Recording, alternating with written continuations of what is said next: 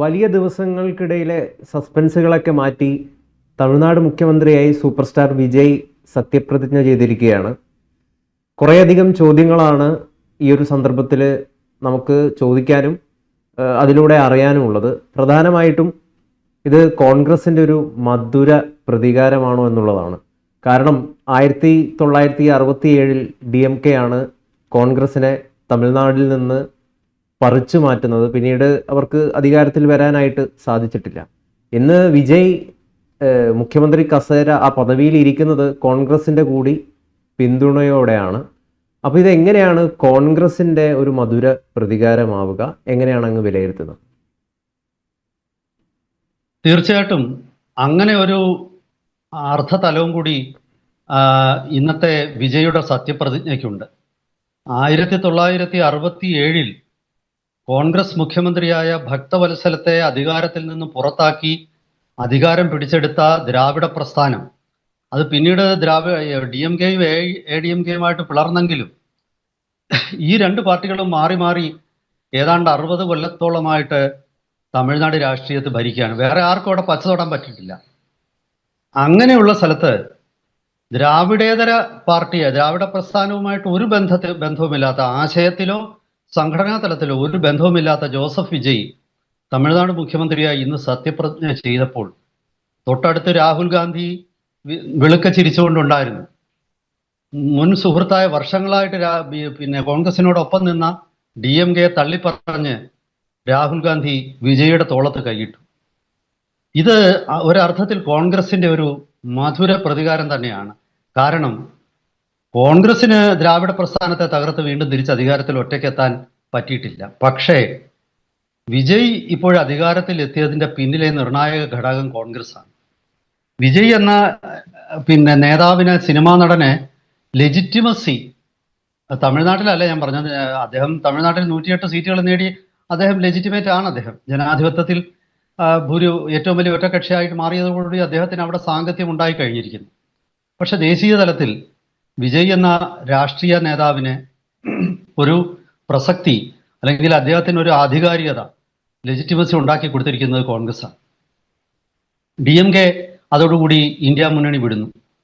ഇതെല്ലാം വലിയ രാഷ്ട്രീയ മാറ്റങ്ങളാണ്. കേരളത്തിലെ ഇത്തരം രാഷ്ട്രീയ വിഷയങ്ങൾ ഒരുപക്ഷെ ചില പ്രത്യേക സ്ഥാപിത താല്പര്യങ്ങൾ മൂലം കേരളത്തിലെ മാധ്യമങ്ങൾ ചർച്ച ചെയ്യില്ല. കേരളത്തിലെ മാധ്യമങ്ങൾക്ക് ചില പ്രത്യേക വഴിയിലൂടെ മാത്രമേ രാഷ്ട്രീയം മുന്നോട്ട് പോകാൻ പാടുള്ളൂ.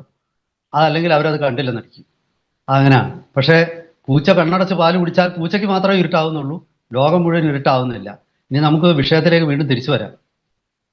അപ്പോൾ ഇത് ഒരു വലിയ രാഷ്ട്രീയ മാറ്റമാണ് തമിഴ്നാട്ടിൽ. ഈശ്വര വിശ്വാസത്തിൽ ഊന്നിയ ആത്മീയ മതനിരപേക്ഷതയും അതുപോലെ DMK ദ്രാവിഡ പ്രസ്ഥാനത്തിന്റെ ഹിന്ദി വിരുദ്ധ പ്രക്ഷോഭങ്ങൾ ഒരു രാഷ്ട്രീയ കപട നാടകമാണെന്നും പരസ്യമായിട്ട് പ്രഖ്യാപിച്ചുകൊണ്ട് ഇലക്ഷനെ നേരിട്ട വിജയ് ദ്രാവിഡ പ്രസ്ഥാനത്തോട് ആശയപരമായിട്ട് ഒട്ടും അടുപ്പമില്ല. എന്ന് വെച്ചാൽ അദ്ദേഹം ദ്രാവിഡ പ്രസ്ഥാനത്തിന്റെ നേതാക്കന്മാരെ ഒന്നും ചീത്ത വിളിക്കുന്നൊന്നുമില്ല, അതിൻ്റെ ആവശ്യമില്ലല്ലോ. അവരെ ബഹുമാനിക്കുന്നുമുണ്ട്. പക്ഷേ പെരിയോറും അണ്ണാദുരയും ഒന്നുമല്ല അദ്ദേഹത്തിന്റെ ഐഡൽസ്, ബിംബങ്ങൾ. അദ്ദേഹത്തിൻ്റെതായ ഒരു പാത വെട്ടി തുറന്ന് മുന്നോട്ട് വന്ന ഒരു രാഷ്ട്രീയ നേതാവാണ്.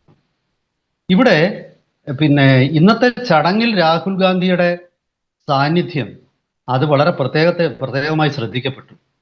കാരണം രാഹുൽ ഗാന്ധിയെ സംബന്ധിച്ചിടത്തോളം, അല്ലെങ്കിൽ കോൺഗ്രസിനെ സംബന്ധിച്ചിടത്തോളം തമിഴ്നാട്ടിൽ ചില പരിമിതികളും ചില കമ്പൾഷൻസും ഒക്കെ ഉണ്ടായിരുന്നു. അത് ചില കോൺഗ്രസിന് രാജീവ് ഗാന്ധി കൊലക്കേസിൽ യഥാർത്ഥത്തിൽ ആരോപണത്തിന്റെ നിഴലിലായിരുന്നു DMK. ആ DMKയുമായിട്ട് സഖ്യത്തിൽ ഏർപ്പെടാൻ കോൺഗ്രസ് നിർബന്ധിതമായ, അല്ലെങ്കിൽ പിന്നെ രാഷ്ട്രീയ പ്രസക്തി ഇല്ലാതാവും. അത്തരം ദുഃഖകരമായ രാഷ്ട്രീയ തീരുമാനങ്ങൾ പോലും നിലനിൽപ്പിനായിട്ട് തമിഴ്നാട്ടിൽ കോൺഗ്രസ് എടുത്തിട്ടുണ്ട്. ഒരുപക്ഷെ കോൺഗ്രസ് അവസരം കാത്തിരിക്കുകയായിരുന്നിരിക്കാം. കൃത്യമായ അവസരം വന്നപ്പോൾ കോൺഗ്രസിന്റെ ദേശീയ നേതൃത്വം അത് ഉപയോഗിച്ചു. അങ്ങനെ അവർ വിജയോടൊപ്പം ചേർന്നു. വിജയ് ഏതായാലും ആദ്യം അദ്ദേഹത്തിന് ഈ മാജിക് നമ്പറായ 118 എത്താൻ പറ്റിയില്ലെങ്കിൽ ഇപ്പോൾ 120 MLA-മാരുടെ പിന്തുണയുമായിട്ട് വിജയ് അധികാരത്തിലെത്തുകയാണ്. ഒരിക്കൽ അധികാരത്തിലെത്തി കഴിഞ്ഞാൽ എനിക്ക് തോന്നുന്നത് AIDMK പിളർത്താൻ അദ്ദേഹത്തിന് സാധിക്കും. AIDMK എന്ന രാഷ്ട്രീയ പ്രസ്ഥാനമായിരിക്കും ഒരുപക്ഷെ വിജയുടെ മുന്നേറ്റത്തിൽ ആദ്യത്തെ രാഷ്ട്രീയ കാഷ്വാലിറ്റി. കാരണം അവർക്ക് കരിഷ്മയുള്ള ഒരു നേതാവ് അല്ലെങ്കിൽ എടുത്തു കാണിക്കാൻ പറ്റിയ ഒരു മുഖം അല്ല എടപ്പാടി പളനിസ്വാമി. എടപ്പാടി പളനിസ്വാമി ഈ അവിടുത്തെ ഒരു ഒരു രാഷ്ട്രീയ നേതാവ് എന്നുള്ളതിലുപരി അദ്ദേഹം ഒരു വോട്ട് ക്യാച്ചർ ഒന്നുമല്ല. AIDMKയുടെ പരമ്പരാഗത വോട്ട് ബാങ്കിൽ ഊന്നി നിന്നുകൊണ്ടാണ് അദ്ദേഹത്തിൻ്റെ രാഷ്ട്രീയം നിൽക്കുന്നത്. ഇവിടെ സ്വാഭാവികമായിട്ടും അത് കാരണം തന്നെ ആദ്യത്തെ ഇര, വിജയുടെ ആദ്യത്തെ ഇര AIDMK ആവാനാണ് സാധ്യത. ഇനി അടുത്തത് തീർച്ചയായിട്ടും DMKക്കും ഒരുപാട് ചോദ്യങ്ങൾക്ക് മറുപടി പറയേണ്ടി വരും. കാരണം DMK ഉയർത്തുന്ന ഒരു രാഷ്ട്രീയമുണ്ട്, അത് ഒരുതരം വിഘടനവാദത്തിൽ ഊന്നിക്കൊണ്ട് നിൽക്കുന്ന രാഷ്ട്രീയം തന്നെയാണ്. അവിടെ തമിഴ്നാടിൻ്റെ പ്രത്യേക ഐഡന്റിറ്റി, ഹിന്ദി വിരുദ്ധത, പിന്നെ രാമസ്വാമി നായിക്കറുടെ നിരീശ്വരവാദം എന്നുള്ളത് ഹിന്ദു വിരുദ്ധ വാദമാക്കിയിട്ട് സ്റ്റാലിൻ അത് മാറ്റി. അദ്ദേഹത്തിൻ്റെ മകൻ അതിൻ്റെ അപ്പുറത്തേക്ക് ഒരു പടി കൂടെ കടന്നു എന്ന് സനാതന ധർമ്മത്തെയൊക്കെ തുടച്ചു നീക്കണമെന്ന് പറയുന്ന പുതിയ രാഷ്ട്രീയ സിദ്ധാന്തങ്ങളൊക്കെ അവതരിപ്പിച്ചു. പക്ഷെ അതൊന്നും തന്നെ എത്രയൊക്കെ തീവ്രമായി സംസാരിച്ചാലും, എത്രയൊക്കെ ഹിന്ദു വിരുദ്ധ സ്റ്റേറ്റ്മെന്റ് ഇറക്കിയാലും അതൊരു മുഖ്യമന്ത്രി സ്ഥാനത്തേക്ക് തിരിച്ചു വരാനുള്ള പാത വെട്ടി തുറക്കില്ല എന്നുള്ളത് സ്റ്റാലിൻ ഇപ്പോൾ തിരിച്ചറിഞ്ഞു കാണും. അങ്ങനെ വല്ലാത്തൊരു കോംപ്ലക്സ് രാഷ്ട്രീയമാണ്. BJP അണ്ണാമലയെ പ്രസിഡന്റ് സ്ഥാനത്ത് നിന്ന് മാറ്റിയതോടുകൂടി BJPക്ക് തമിഴ്നാട്ടിൽ ഇന്ന് എടുത്തു പറയത്തക്ക നേതാവൊന്നുമില്ല. അപ്പോൾ ഈ നയനാർ നാഗേന്ദ്രൻ, BJPയുടെ സംസ്ഥാന പ്രസിഡന്റായ നയനാർ നാഗേന്ദ്രൻ ഇലക്ഷനിൽ പരാജയപ്പെട്ടു. പലരും ശ്രദ്ധിക്കാതെ പോയത് മുൻ മുഖ്യമന്ത്രി സ്റ്റാലിൻ കൊളത്തൂർ മണ്ഡലത്തിൽ നിന്ന് പരാജയപ്പെട്ടു പോയി. അത് കേരളത്തിലെ മാധ്യമങ്ങൾക്കൊന്നും അത് വലിയ വിഷയമല്ല. ഇപ്പം മമതാ ബാനർജി തുടർച്ചയായിട്ട് 2 ഇലക്ഷനിൽ ശുഭേന്ദു അധികാരിയോട് പരാജയപ്പെട്ടത് കേരളത്തിലെ മാധ്യമങ്ങൾ ചർച്ച ചെയ്തതായിട്ട് എനിക്ക് തോന്നുന്നില്ല. ഇതൊക്കെ വലിയ രാഷ്ട്രീയ പ്രത്യാഘാതങ്ങളല്ല. അതായത് ഒരു സംസ്ഥാനത്തിന്റെ മുഖ്യമന്ത്രി 2 വട്ടം പ്രതിപക്ഷ നേതാവിനോട് പരാജയപ്പെടുന്നു എന്ന് പിന്നെ ആ മുഖ്യമന്ത്രിയുടെ സ്വാധീനം എന്ന് പറയുന്നത് വെറും പൊള്ളത്തരമല്ലേ?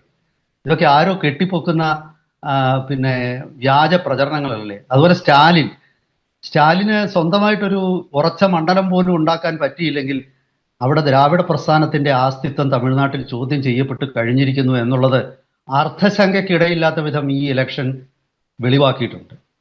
ഇതൊക്കെ മാധ്യമങ്ങളുടെ പിന്നെ ഒരു എന്താണ്, ഒരു പ്രത്യേക രീതിയിലുള്ള അവതരണം കൊണ്ടും പ്രത്യേക രീതിയിലുള്ള വ്യാഖ്യാനങ്ങൾ കൊണ്ടും മുഖ്യധാരാ മാധ്യമങ്ങൾ ഇത്തരം സംഭവങ്ങളെ ഒന്നും ഒരിക്കലും അത് എടുത്തു പറയാറില്ല. അപ്പോ ഞാൻ പറഞ്ഞു വന്നത്, ഈ തമിഴ് രാഷ്ട്രീയത്തിൽ സംഭവിക്കുന്ന അടിസ്ഥാന മാറ്റം, ഈ മാറ്റത്തിൽ ഏറ്റവും കൂടുതൽ സന്തോഷിക്കുന്നത് ഒരുപക്ഷെ രാഹുൽ ഗാന്ധി ആയിരിക്കും. കാരണം അദ്ദേഹം ഇന്ന് വിജയുടെ പിന്നെ സത്യപ്രതിജ്ഞാ ചടങ്ങിൽ അവിടെ പങ്കെടുത്തത് വളരെ പ്രസക്തമാണ്. ഇപ്പം സാധാരണഗതിയിൽ വിജയ്ക്ക് വെറും ഒരു പിന്തുണ മാത്രമാണ് കൊടുക്കുന്നത്. DMKയോ ദ്രാവിഡ പ്രസ്ഥാനങ്ങളെയോ പിണക്കണ്ട എങ്കിൽ അദ്ദേഹം ഇന്ന് ഈ ചടങ്ങിൽ പങ്കെടുക്കില്ലായിരുന്നു. അവിടെ ചടങ്ങിൽ പങ്കെടുത്തത് വ്യക്തമായ സൂചനയാണെന്നാണ് ഞാൻ പറയുന്നത്. ഇതൊക്കെ ഒരു രാഷ്ട്രീയ നേതാവ് നടത്തുന്ന ഓരോ ചലനവും, ഒരു രാഷ്ട്രീയ നേതാവ് ഗ്ലാസ് പിടിക്കുന്നതോ അല്ലെങ്കിൽ അദ്ദേഹം ഉപയോഗിക്കുന്ന ഷർട്ടിന്റെ കളറിലോ അതിലൊക്കെ തന്നെ രാഷ്ട്രീയ സന്ദേശങ്ങൾ, മെസ്സേജിങ് ഉണ്ട്. ആ മെസ്സേജിങ് ബുദ്ധിയുള്ളവർ കാണും, കണ്ണുള്ളവർ കാണും, ചെവിയുള്ളവർ കേൾക്കും. അതില്ലാത്തവർ ഇത് രണ്ടും കാണില്ല. അപ്പോൾ തമിഴ്നാട്ടിൽ കോൺഗ്രസിനെ സംബന്ധിച്ചിടത്തോളം കോൺഗ്രസിന് ഒറ്റയ്ക്ക് അധികാരത്തിൽ വരാൻ പറ്റിയില്ലെങ്കിലും കോൺഗ്രസിനെ അവിടുന്ന് രാഷ്ട്രീയമായിട്ട് ഒരു ജീവച്ഛവമാക്കി ദ്രാവിഡ പ്രസ്ഥാനങ്ങൾ. ഇന്ന് BJPക്കെതിരെ ഉയർത്തുന്ന പല മുദ്രാവാക്യങ്ങളും പണ്ട് കോൺഗ്രസിനെതിരെയായിരുന്നു. വടക്കേ ഇന്ത്യൻ മേധാവിത്വം എന്നുള്ളത് ഇന്ന് BJPക്കെതിരെയാണ് ഉയർത്തുന്നത്. പക്ഷെ പണ്ടത് കോൺഗ്രസിനെതിരെയായിരുന്നു. പണ്ട് ജാതി ഹിന്ദുക്കളുടെ പാർട്ടിയാണ് കോൺഗ്രസ് എന്നുള്ള ആരോപണമാണ് ഇവർ ഉന്നയിച്ചിരുന്നത്. ബ്രാഹ്മണരുടെ പാർട്ടിയാണ്. ഇതിപ്പം വിജയുടെ പാർട്ടിയിൽ ധാരാളം ബ്രാഹ്മണരുണ്ട്. അവിടെയും വിജയ് ദ്രാവിഡ പ്രസ്ഥാനത്തിന്റെ പരമ്പരാഗത സങ്കല്പത്തെ തമിഴ് രാഷ്ട്രീയത്തിൽ ജയിക്കണമെങ്കിൽ ഇന്ന പോലൊക്കെ ആവണം എന്ന് ആരൊക്കെയോ എഴുതി വെച്ച അല്ലെങ്കിൽ ആരൊക്കെയോ പ്രചരിപ്പിച്ച കള്ളങ്ങൾ അതൊക്കെ പൊളിച്ചിട്ടുണ്ട് അവിടെ.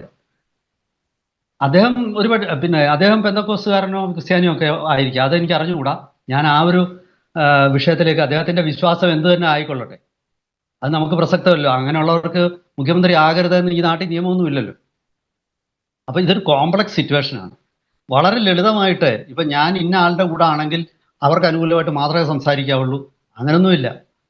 നമ്മൾ കാണുന്ന യാഥാർത്ഥ്യം, നമ്മളുടെ വിശകലനത്തിൽ അതിൻ്റെ സത്യത്തിൻ്റെ വിവിധ മുഖങ്ങളാണ് ഇതെല്ലാം. രാഷ്ട്രീയ യാഥാർത്ഥ്യങ്ങളുടെ ഉയർന്നു വരുന്ന പുതിയ സൂചനകളാണ് ഇതെല്ലാം.